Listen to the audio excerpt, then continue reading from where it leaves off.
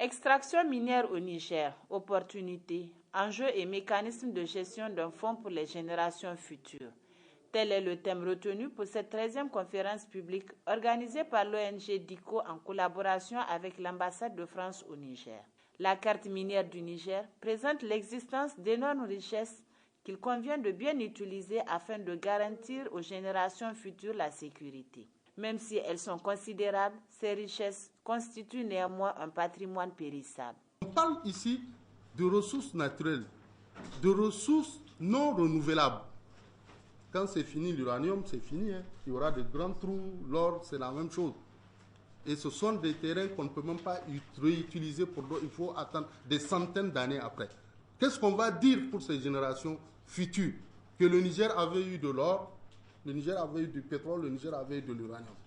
Donc nous, on s'était dit qu'il serait vraiment très important que ce fonds puisse être créé. Cette conférence débat a aussi été l'occasion d'échanges où chacun à sa manière contribue à la recherche de solutions pour ce problème. Je pense que ça ne doit pas être un combat aujourd'hui. Le combat pour la génération future, nous devons d'abord leur léguer un environnement sain. Parce que vous savez, avec l'exploitation de tous ces gisements-là, l'environnement est aujourd'hui pollué et dégradé. Au-delà des avantages tirés de l'exploitation de ces minerais, il y a aussi les conséquences néfastes qu'elle engendre sur les populations riveraines car l'exploitation ne se fait pas selon les normes sécuritaires requises. Pour toutes ces raisons, la tenue de cette conférence en période électorale n'est pas fortuite. L'invitation des partis politiques futurs dirigeants vise leur contribution à la création de ce fonds.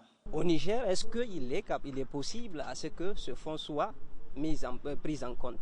Je me dis que oui, malgré le fait que notre pays est un pays aujourd'hui qu'on peut qualifier d'extrêmement pauvre, mais quand même c'est toujours intéressant d'être aux avant-gardes de ce que l'avenir peut nous réserver.